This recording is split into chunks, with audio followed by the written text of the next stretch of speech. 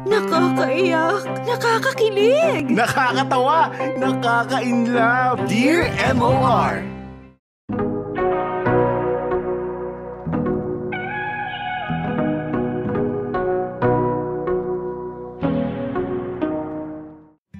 Dear MOR, magandang araw po mga kamorkada. Ako po pala si Joy, 46 years old at isang office secretary dito sa aming probinsya. Christmas person po talaga ako. Lumaki ako na talagang pinaghahandaan ng Pasko. Kaya naman nung nagkapamilya ako, ay sinasabi ko sa sarili ko na ipapasa ko sa mga magiging anak ko ang mga Christmas traditions na kinalakihan ko.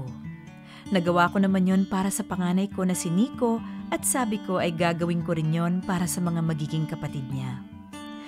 Pero pagkatapos kong maipanganak si Nico ay nahirapan na uli akong magbuntis.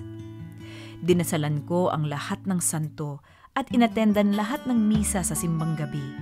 At pagkatapos nga ng 17 years ay winelcome namin sa mundo ang baby boy na si Jessie.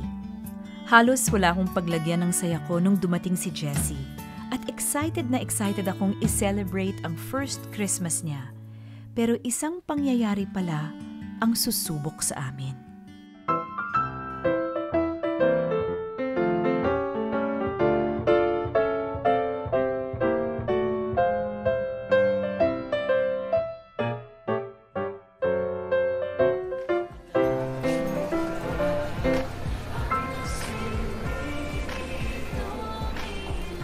Nico, check mo nga kung anong kulay ang Christmas lights. Yellow lang, ma. Hanap ka nga nung iba't ibang kulay. Wait lang. Ito, ma, meron pero mas mahal. Patingin nga. Hindi okay to. Tara na, kuha tayo ng mga garlands tsaka mga Christmas balls. Sirang-sira na yung mga Christmas balls natin sa bahay. Tsaka nung yung medyas. Anong medyas? Yung lalagyan nyo ng regalo para sa akin. Ang laki-laki mo na, magsasabit ka pa ng medyas sa Christmas tree. Okay, sige na nga. Bilis ka usap Hindi pa naman ako malaki, ma. 17 pa nga lang ako eh. Pag nag-18 na ako sa January, konti na lang magpapapasko sa akin kasi sasabihin nila matanda na ako. Baka nga si Lola Isay na lang magbigay sa akin ng regalo eh. Ay, sige na. Ang dami pang sinasabi eh. Tsaka maghanap ka rin pala ng pwedeng ipang regalo kay Lola Isay. For sure, magbibigay na naman yun sa atin ng kung ano-ano. Nakakahiya naman kung wala tayong pamasko. Okay. Tumatawag si Papa. Akin na. Hello? Hello? Mahal, anong oras kayo uwi? Pauwi na kami maya-maya, mahal. Sige. Bilisan nyo Umiiyak na si Jessie Hindi ko patahan. Okay, sige. Bye-bye. Bye-bye. Tara, Nico. Bilisan na natin.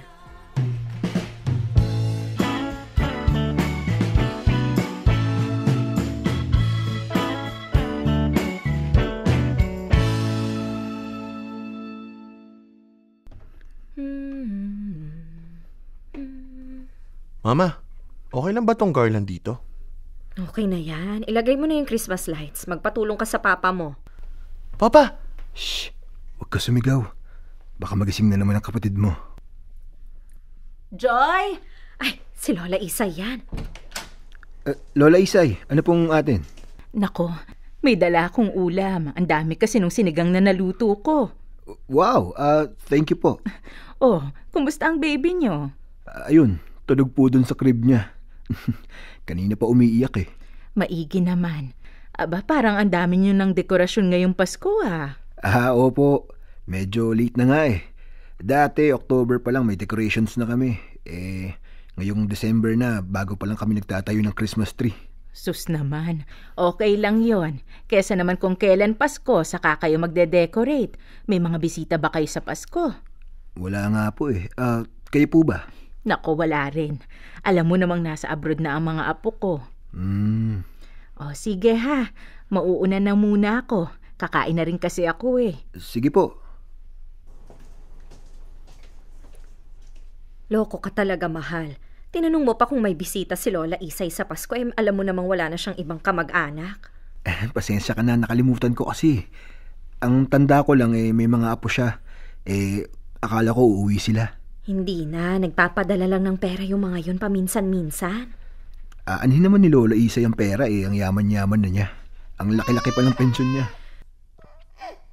Nico, wag mo na istorbohin yung kapatid mo. Hindi ko po inistorbo. Ay, kakatulog lang yan. Umiiyak na naman. Mama, may sakit ba si Jessie? Bakit parang init niya? Teka, oo nga no. Mahal, pakikuha nga yung thermometer. Baka naman gutom lang. Hindi mainit talaga siya. Nag-aapoy siya sa lagnat to.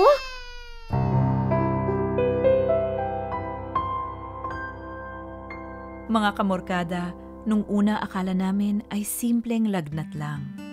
Dinala namin siya sa doktor at niresetahan kami ng mga gamot. Hindi ko matukoy kung saan niya nakuha ang sakit niya dahil maingat at malinis naman kami sa bahay. Kampante ako nagagaling siya agad, pero nagtuloy-tuloy ang sakit niya at tila mas lumala pa.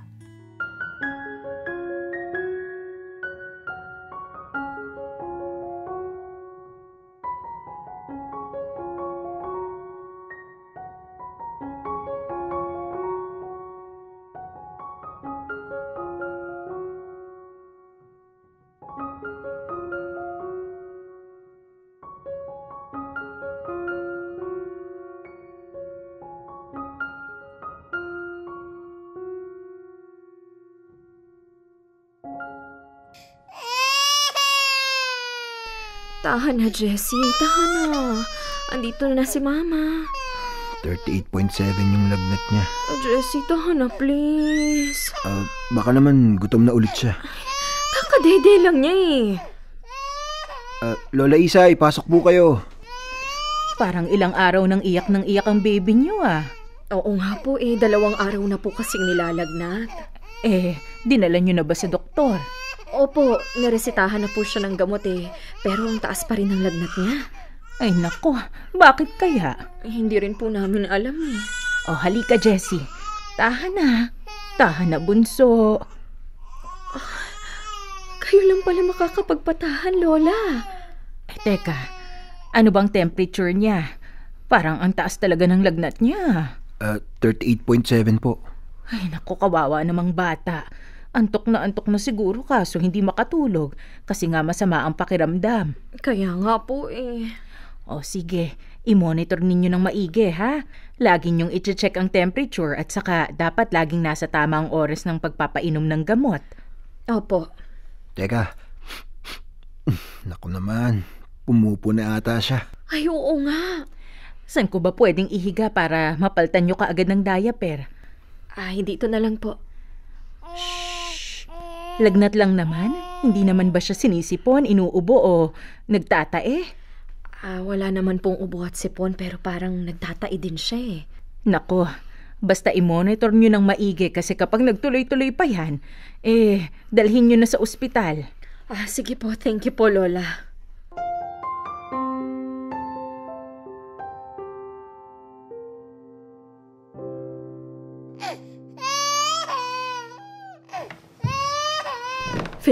Philip! Bumangon ka dyan. Bakit? 39.2 na yung lagnat ni Jessie tapos mayat-maya pa rin siyang pumupupo. Ha? Napainom mo na ba ng gamot? Oo, dalhin na natin sa ospital. Sige, anong oras na ba? 2:00. Teka, sira yung sasakyan May masasakyan pa kaya tayo? Kung bumabangon ka kaya dyan para magawa natin ng paraan. Ito na, sorry. Pumunta tayo kay Lola Isay. Tanungin mo baka pwede nating hiramin yung kotse niya. Sige. Teka, kukuha lang ako ng mga gamit ni Jessie. Bilisan mo! Nico! Po? Dadalhin na namin sa ospital si Jessie ha. Dito ka muna. Babalik din agad si Papa. Ihahatid niya lang kami. Ano po nangyari kay Jessie? Ang taas na ng lagnat niya O gusto mo ba doon ka muna sa bahay ng Lola Isay para may kasama ka? Sige po. Tara na. Okay na yung mga gamit. Halika na. Nico, buksan mo yung payong. Medyo umaambon Tahan na, Jessie. Pupunta na tayong ospital. Tahan na. Kumatok ka, Philip. Bilis! Lola Isay! Baka po tulog pa si Lola. Lola Isay! Buisit. Tulog pa nga yata. Lola! Bakit? Madaling araw na. Ano bang meron? Lola, ang taas na po lalo ng lagnat ni Jessie. Sira po kasi yung sasakyan namin. Pwede po kayong mahiram yung inyo? Ay naku, oo naman. Teka, pumasok muna kayo at kukunin ko yung susi. At saka kung okay lang po, pwede po kayang dito muna si Nico. Wala po kasing kasama sa bahay eh. Oo naman, ako nang bahala sa kanya. Eto na ang susi, ha? Salamat po. Mag-iingat ka sa pagdadrive, Philip, ha? Opo. Sige na, umuna na kayo at kawawa ang bata, iyak na ng iyak. Salamat po, Lola Isay. Ay sus, mamaya na kayo magpasalamat. Pumunta na kayo ng ospital. Sige po. Nico, behave ka dito, ha? Opo. Una na po kami.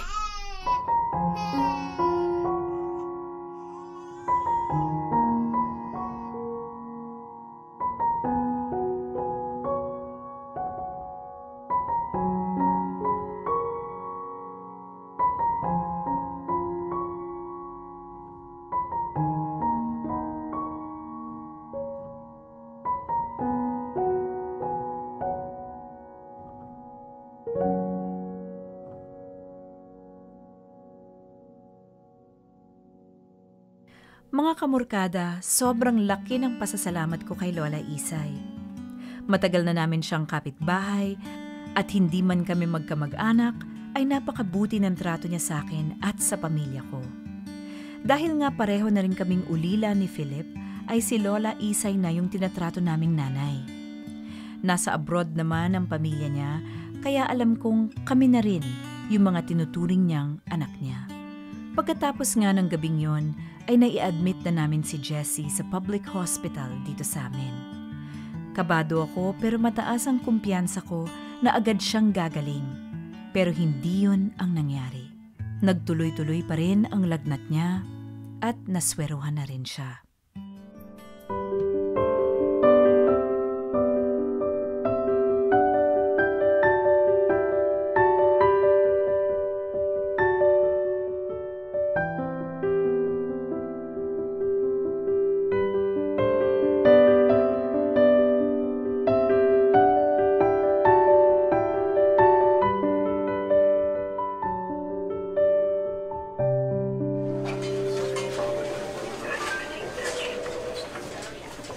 Hello po, Mami. Good afternoon po.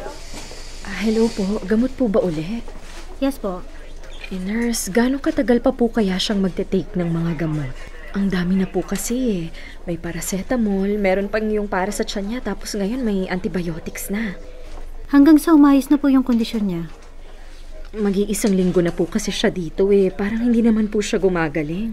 Hintayin na lang po natin ma-effect yung antibiotics. I-monitor po natin para makita kung aayos yung kondisyon niya. Sige po.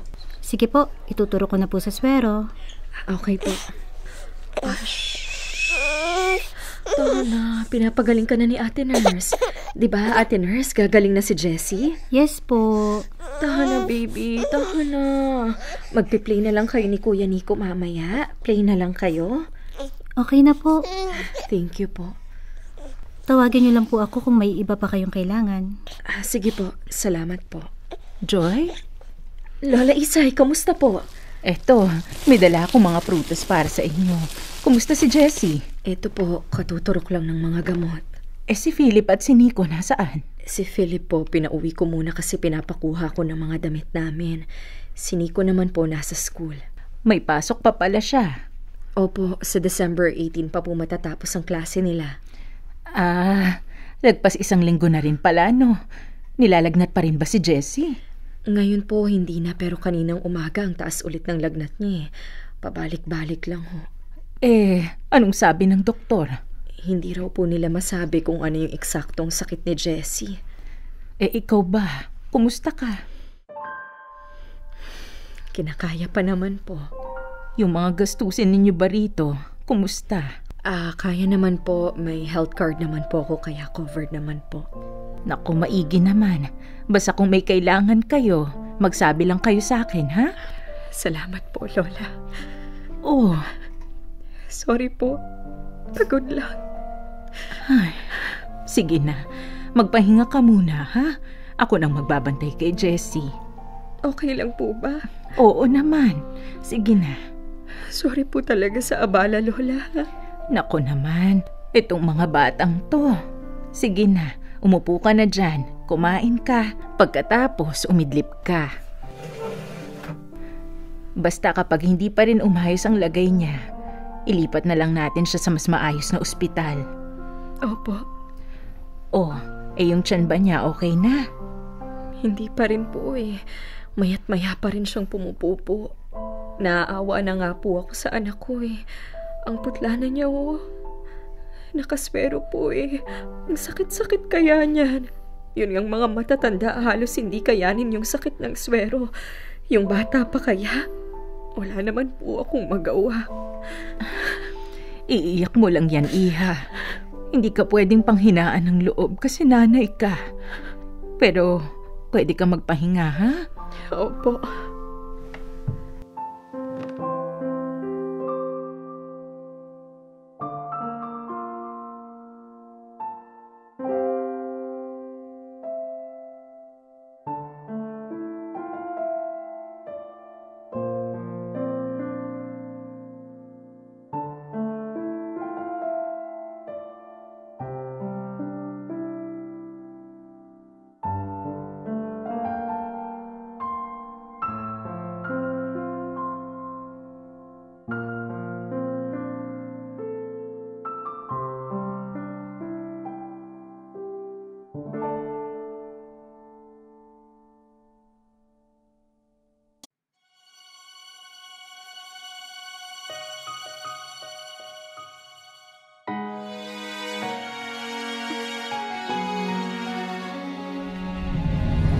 Malamig ang simoy ng hangin,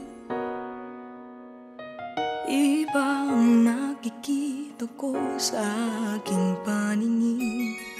Ang dating ngiti pag ika'y babatiin, di ko na makita kahit ito ay hanapin. Ano nga ba ang nangyari sa Paskong darating? Puno ng kabata ko, yan ang ating harapin. Puno ng lungkot itong damdamin, dahil sa bukas na di lang ang tatanggapin. Ipikit mo lang ang iyong mga mata, damhin mo lang ang pagmamahal mo sa kanya. Hindi mo nakakabuli-muli mong nakikita, lalo na pagmahal mo, padarama mong mahal ka niya. Mahal ka niya. Ang pamilyang nasa ibang bansa, pagsapit ng Pasko gusto lang mayakap ka, pero dahil sa pagkakataon at sa nangyari sa panahon ngayon, mas kapulo ng saya. Iniiyak na lang niya mag-isa. Ipikit mo lang ang iyong mga mata, damhin mo lang ang pagmamahal mo sa kanya. Hindi mo nakakabuli-muli mong nakikita, lalo na pagmahal mo, madarama mong mahal ka niya. Umaasang pagpikit at pagbilang bukas, lahat ng ito ay tapos na sa wakas. Umaasang ngayong Pasko, mawawala ang takot at kaba, dahil mahal ka niya. Yayakapin ka ng pagmamahal niya. Ipikit mo lang ang iyong mga mata, damhin mo lang ang pagmamahal mo sa kanya. Hindi mo nakakabuli-muli mong nakikita, lalo na pagmahal mo, madarama mo, mahal ka niya. Ipikit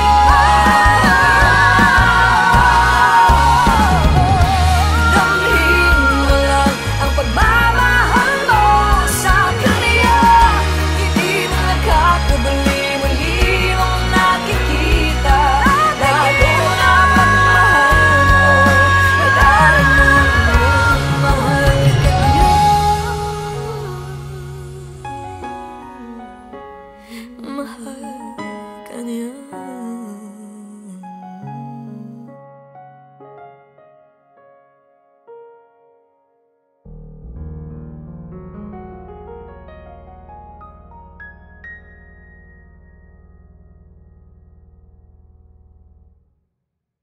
Dear M.O.R.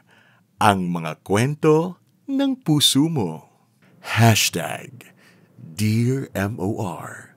Santa Claus. Mga kamorkada, dumaan ang isang linggo pero walang naging pagbabago sa lagay ni Jessie. Nag-file na ako ng leave sa trabaho samantalang pinagsasabay ni Philip ang pagiging virtual assistant niya sa pagbabantay kay Jessie sa ospital. Araw-araw, malalang pagod, puyat at stress ang kinakalaban naming mag-asawa. May mga oras na talagang pakiramdam ko, ako naman yung magkakasakit. Pero alam kong hindi pwede dahil mas kailangan ako ng anak ko. Wala akong magawa kundi magdasal na sana ay gumaling na si Jessie.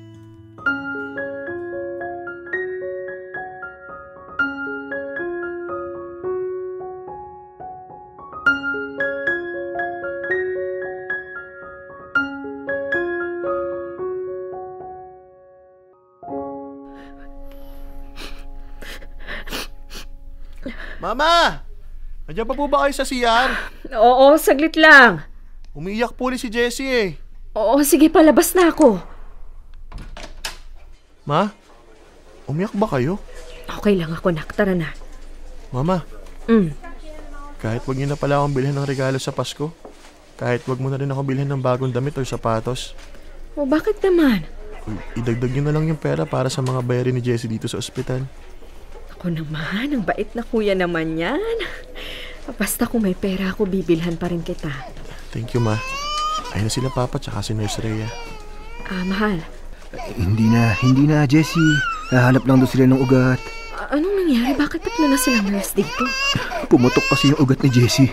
Kaya ililipat nila yung swero. Ha? Tahan na, Jessie. Andito na si Mama, oh. Tahan na, Jessie. Andito na si Mama. Nurse, matagal pa po ba? Wait lang po, sir. Ang hirap po kasing hanapan ng ugat ni baby. Ay! Nurse, parang ilang turok na po yan eh. Sorry po, ma'am. Super late po kasi ng ugat niya kaya hindi namin maiturok ng maayos. Chase, pakitawag nga si Alex.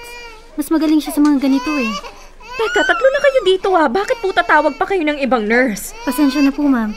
Humahanap rin po kami ng ugat sa paa niya kasi mahirap talaga yung sa braso. Pati sa paa? Mahal, kalma lang. Ginagawa lang nila yung trabaho nila. Pasensya na. Okay na pala. Megs, pakihabo si Jace. Sabihin mo wag nang tawagin si Alex. Okay na po, ma'am. Balik na lang po kami mamaya.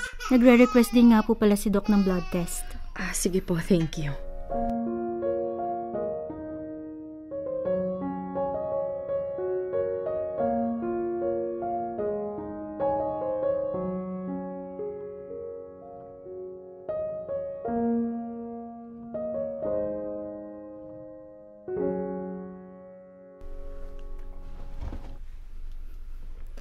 Ang taas pa rin ang lagnat niya, mahal. Ano pa bang pwede nating gawin? 1 linggo na tayo dito ah. Ilipat na kaya natin siya ng ospital. Pero saan naman? Doon sa may mas maayos na serbisyo. Kahit mas mahal, okay lang. Maglo-loan na lang ako ng pambayad. Sige, itatanong ko yung process kung paano paglipat. Good morning po, Mommy, Daddy. Magbibigay lang po ako ng gamot sa swero. Sige po. Nurse Rhea, hindi po kasi umaayos yung lagay ng anak namin. Balak na po sana naming ilipat ng ospital. Pwede naman po. Pero itatanong ko rin po muna kay Doc. Kasi may hinihintay po tayong results ng blood test eh. Sige po. Sige po, ano ko lang po yung gamot. Okay po. Philip? Joy? Lola Isay. Oh, kumusta si Jessie? Ito po, tulog. Okay na po. Balik na lang po ako mamaya. Sige po, salamat. Maayos na ba siya? Ayun nga po tumigil na yung pagtatai niya pero pabalik-balik pa rin po yung lagnat niya. Gumagaling ba siya rito? Parang hindi nga po, Lola Awang-awa na po ako sa anak ko. Ilipat na kaya natin siya sa ibang ospital.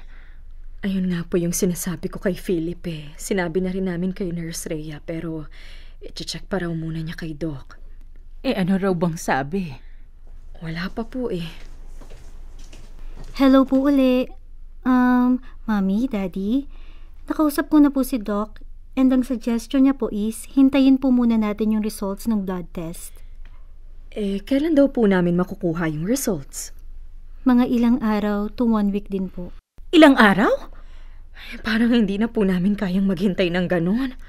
Yun po kasi yung nirecommend ni Doc eh. Nurse Rhea, baka hindi na kayanin ng anak ko yung 1 linggo. Hirap na siya dito, oh. Naiintindihan ko naman po. Mahal! Joy! Bakit? Si Jessie, nagkukumbulsyon! Po? Diyos ko, ang bata! Excuse me po.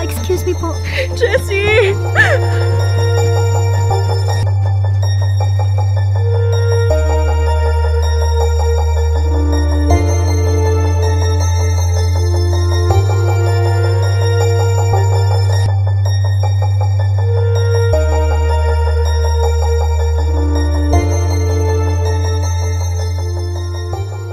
Mga kamurkada, kaya kong tiisin yung puyat at pagod.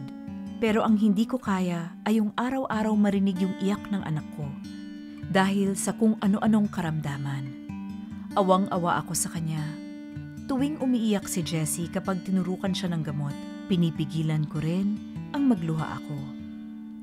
At dahil hindi na nga ako kontento sa kung paano ginagamot ng ospital na yun si Jessie, ay minabuti kong sundin ang payo ni Lola Isay at ilipat na siya sa isang private hospital.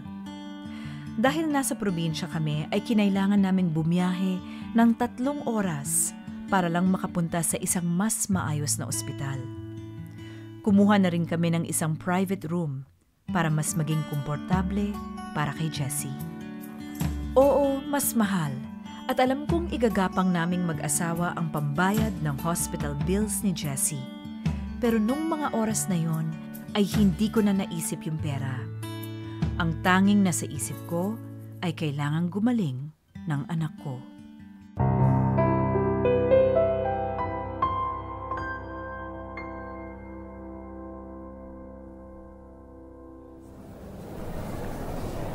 Mahal, sigurado ba tayong hindi na natin hihintayin yung blood test? Philip naman, pasakay na tayo ng ambulansya, oh. Sorry, nag-overthink lang ako. Ako rin, kaya nga lilipat na tayo. Di ba kasi kapag hindi pa tayo umalis sa ospital na yan, baka sa morgue na natin mailipat yung anak natin. Joy! Huwag ka namang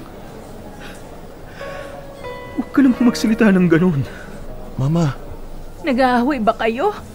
Ngayon pa kayo mag-aaway ng mag-asawa kung kailan kailangan kayo pareho ng mga anak ninyo? Tigilan nyo na yan! Alam kong pareho kayong pagod at takot. Pero hindi nyo pwedeng pairalin ang ganyang pag-uugali. Umayos kayo! Sorry po. Sorry, Paula. Sige na, sumakay na kayo. Ako nang bahala kay Nico. Nico, behave ka lang, ha? Sige na, umuna na kayo, ha? Mag-ingat kayo.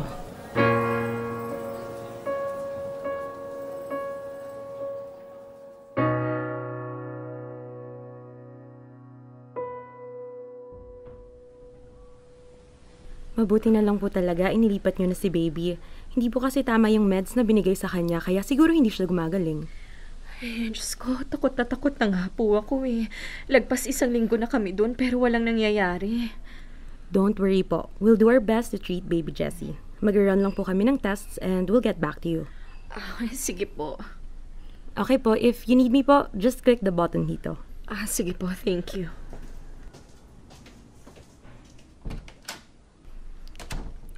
Mahal, approve na ba yung loan mo? Hindi pa nga eh, nihintay ko pa. Tumatawag si Lola Isay. Hello po? Oh, hello. Nasa ospital na ba kayo? Opo, kanina pa po. Kumusta naman?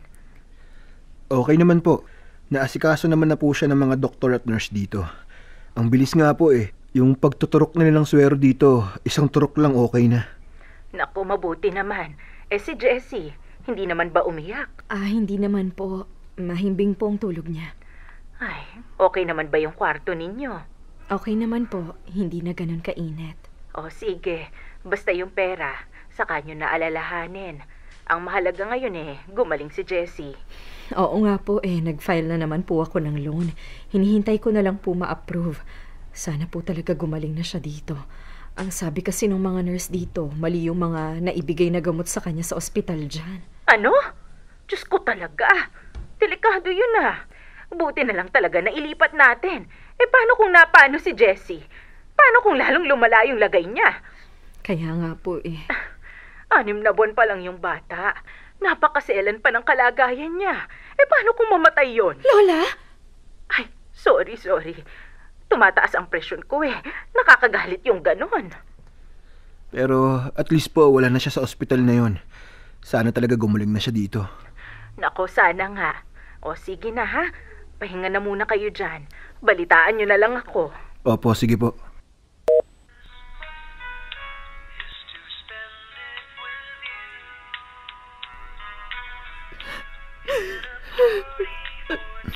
Halika nga dito.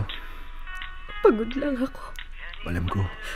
First Christmas niya to Dapat wala siya sa ospital Dapat nasa bahay siya. Binibilhan na natin ang mga bagong gamit sa Pasko. Magagawa pa rin naman natin yun Paano kung hindi? Joy, ano ba? Bawal ka magsalita ng ganyan. Kung pwede lang sanang ako na lang. Kung pwede lang na ako na lang yung sweruhan ako na lang yung magkasakit. Awang-awa na ako kay Jessie. I know. Gagaling si Jessie. Promise. Tuwing umiiyak siya, pinipigilan ko yung sarili kong lumuha kasi alam kong hindi ako pwedeng panghinaan ng loob. Pero pagod na akong makitang nasasaktan yung anak ko. Gusto kong magalit pero anong magagawa ng galit ko? Ipinagdasal ko siya Kada Pasko, kada birthday, ang wish ko sana mabigyan ulit tayo ng anak. 17 years tayong naghintay para magkaroon ng pangalawang anak pero bakit naman ganito? 6 na buwan pa lang si Jessie. Sobrang ikli pa lang ng panahon na nasa atin siya pero ganito na agad. Puro pahirap na agad. Hindi ko alam kung paano babawasan lahat ng sakit na nararamdaman niya. Ang sakit na wala akong magawa, Philip.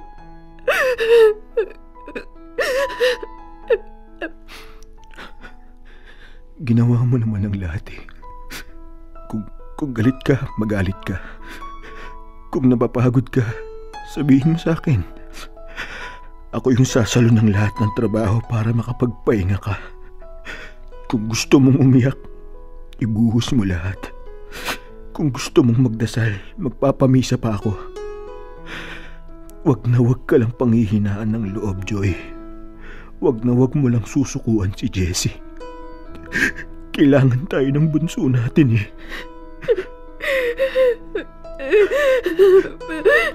Gagaling si Jessie. Sisiguraduhin natin gagaling siya. Kasi hindi ko alam kung anong gagawin ko kung hindi.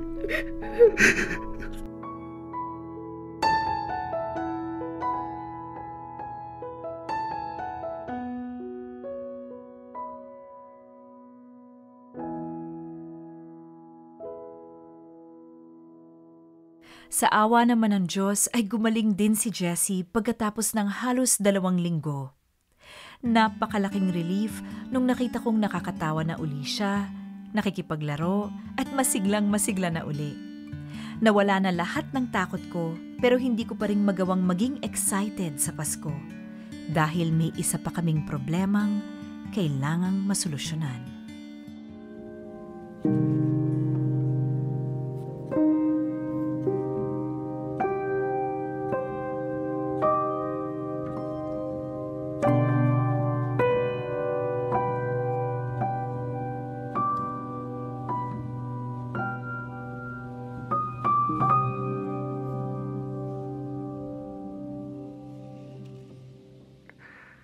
Magaling ka na, Jessie, ha? Hindi na masakit tiyan mo? Ay, sus naman. Tatawa-tawa ka na ngayon, ha? Maglalaro tayo, ha? Aba! Ang cute-cute mo! Kailan uwi niyo, Ma? Malapit na, nak. Inaasikaso lang namin yung bill namin dito. Magkano ba yung babayaran natin, Ma? Huwag mo na isipin, Nico. Kami na ng papa mo ang bahala doon. May 500 akong ipon dito, Ma. Send ko sa inyo. Ay, sa'yo na yan, Nico. Pambili mo na yan kahit na anong gusto mo sa Pasko. Sure ka ba, Ma? Oo, sige na. Kumain ka na muna dyan. Tatawagan ko lang din ang papa mo. Sige po. Love you, Ma. I love you too. Magligpit ka dyan, ha? Opo. Oh, andito ka na pala. Tatawagan pa lang kita eh. Nakuha ko na pala yung bill natin. Oh, magkano? 97,000. Ha? May ipon naman ako. Tapos yung padala nila mama. Kaya lang, medyo kulang pa rin talaga. Ang mahal eh. Magkano yung kulang? Kalahati, nasa 48,000 pa. Hindi pa kasi na-approve yung loan ko. Tapos, ang liit ng sinahod ko kasi halos 3 linggo kong hindi nakapasok. May mga kakilala pa naman ako. Tatawagan ko kung pwedeng makautang muna. Oh, sige. Lalabas muna ako.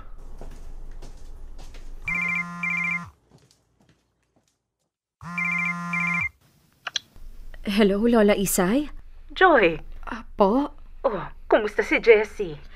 Okay na pula. Masigla na uli. Ang likot na nga eh. Naririnig niyo po ba? Gusto rin atang makipag-usap sa inyo. Nako, umuwi ka na, Jessie. Miss na miss ka na namin ng kuya mo. Ay naku, uwing-uwi na nga rin po kami. Kaso hindi pa kami makalabas ng ospital. Gawa ho nung bills. Magkano ba? Umabot po ng 97,000 eh. Kompleto nyo na ba yung pambayad? Kalahati pa lang po. Hindi pa po kasi na-approve yung loan ko eh. Yun sana yung inaasahan kong ipambabayad namin. Pero nagdedelehensya na po si Philip. Wala ba dyang mga medical assistance? Meron naman po pero ang dami palang kailangan lakarin. Aabutin kami ng ilang araw sa pag-aasikaso. Di lalaki ho lalo yung bill namin. Sige. Meron bang susundo sa inyo paglabas niyo ng ospital? Baka po magko-commute na lang kami. Nako, baka mabinat si Jessie pag nag-commute kayo. Hindi naman po siguro. Ilang araw na rin naman po siyang walang lagnat. Ay, nako. Sige ha. Ingat kayo dyan. Apo, sige po.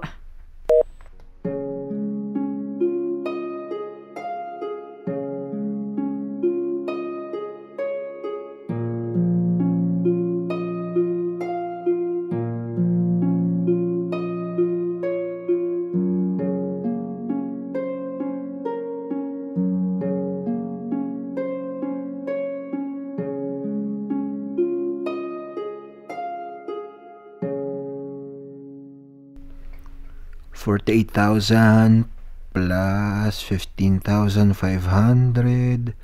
plus 3,000 plus 8,000. Kulang pa rin ang nasa 20,000.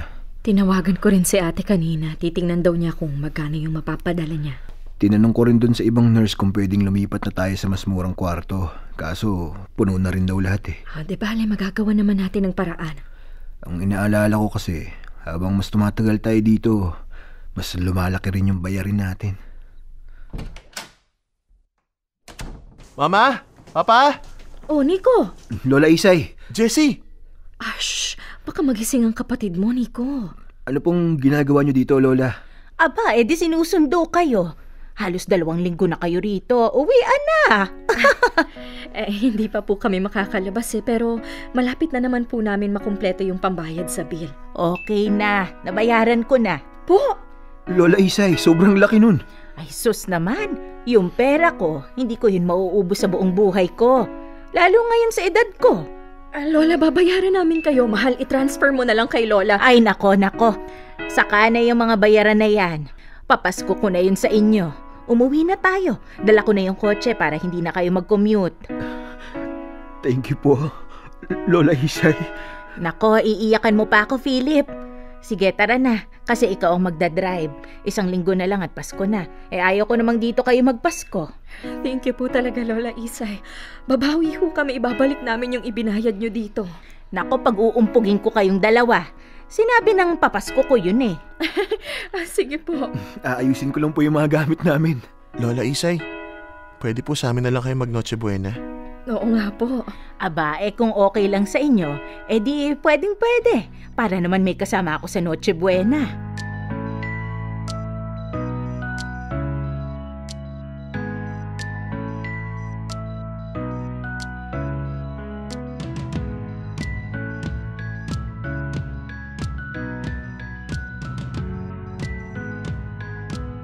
Mga kamorkada, si Lola Isay ang naging Santa Claus namin nung Paskong yon.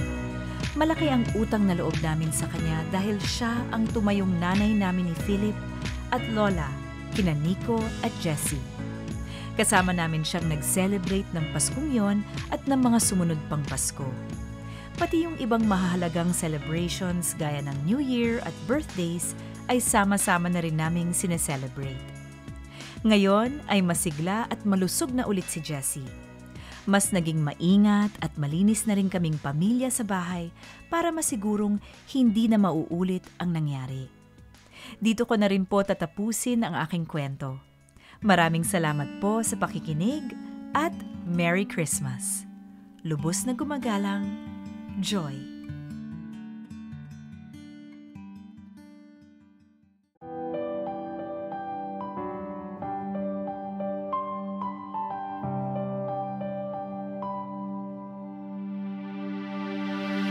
Sa mundo na ang laki-laki, lahat na lang ay kay taas-taas. Bakit ba laging kabado? Wala na nga bang sigurado? Bakit ba laging nanliliit? Feeling tuloy walang makakamit. Pero sa aming puso may laban na di susuko. Laban ready sa paglaki, ano man ang mangyari. Sa mataas di atras, kayang-kaya mo din lahat. Ito ang aming laban. Ang lagi kong hirit, may fighting spirit. Ako ay may laban, I'll be shouting. Laban lang fighting. Ang lagi kong hirit, may fighting spirit. Ako ay may laban, I'll be shouting. Laban lang fighting. La la la la laban, la la la la laban, la la la la laban, laban lang fighting. La la la la laban, la la la la laban, la la la la laban, laban lang fighting. Alam naman kung kami ay palaban, lahat ng araw tinatandaan. Sa tapang na ito, tuloy-tuloy di susuko. Laban ready sa paglaki, ano man ang mangyari. Sa mataas di atras, kayang-kaya mo din lahat. Ito ang aming laban.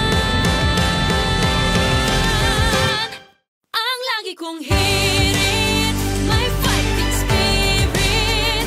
Ako ay may laban, I'll be shouting. Laban lang fighting. Ang lagi kong hirit, may fighting spirit. Ako ay may laban, I'll be shouting. Laban lang fighting.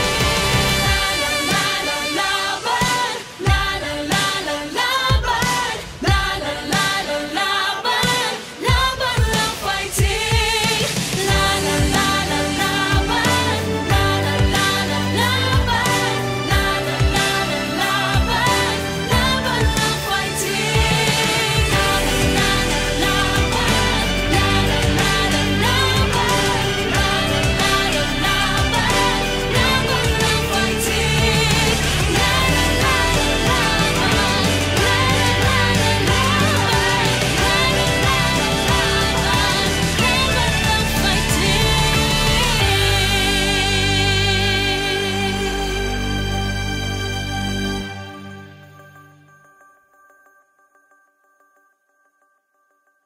Dear M.O.R. Ang mga kwento ng puso mo. #Dear M.O.R. Santa Claus